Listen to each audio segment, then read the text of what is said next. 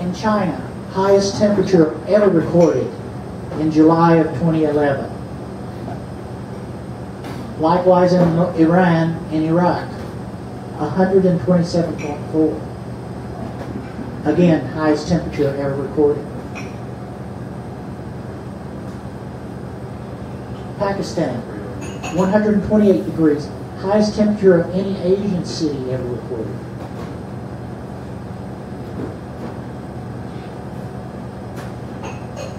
New Delhi, a Hindu holy man tries to hydrate himself in a temperature of 109.5.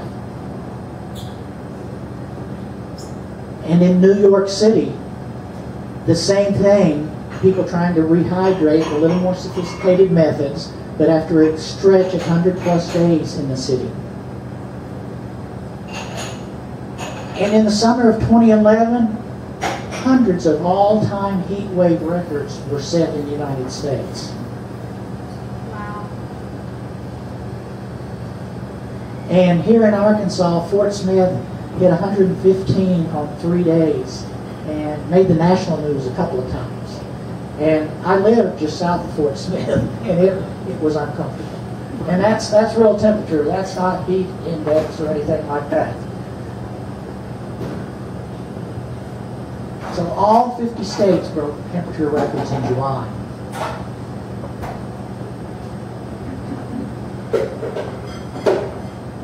But what is even more important to realize or understand are the increase in nighttime heating.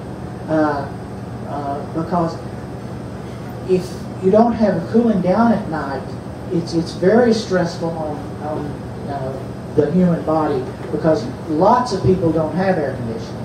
We're very fortunate to have it so it doesn't impact us like it does for much of the world.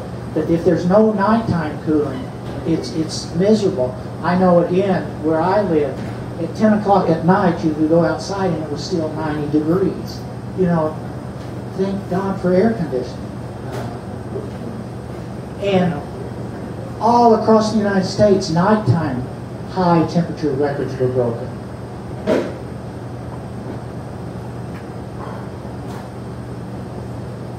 And many skeptics have said that temperatures have stopped warming. And I just heard this recently on NPR. Someone was trying to bring that up, and it was squashed down. But it's just not true. If you look at temperatures from 4 major temperature measurement agencies, NASA, the United Kingdom Met Office, NOAA, and the Japanese Meteorological Office, the temperature is still increasing in the last decade. And in fact, the 10 hottest years on record are these, starting back in 1998 to the present.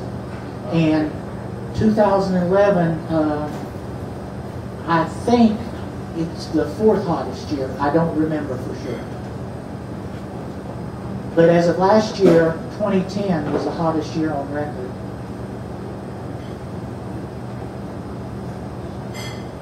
And so it's important to understand these red herrings because in conversations with people about global warming, they're going to throw these up. These are very favorite excuses why global warming isn't man-made. You know, it's a natural phenomenon that's going on.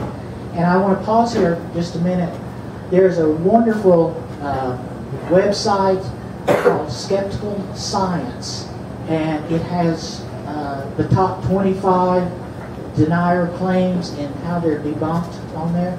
If you have a smartphone, they have an app for that. You can download them to your BlackBerry or iPhone and have it right there at hand. But Skeptical Science, it's got a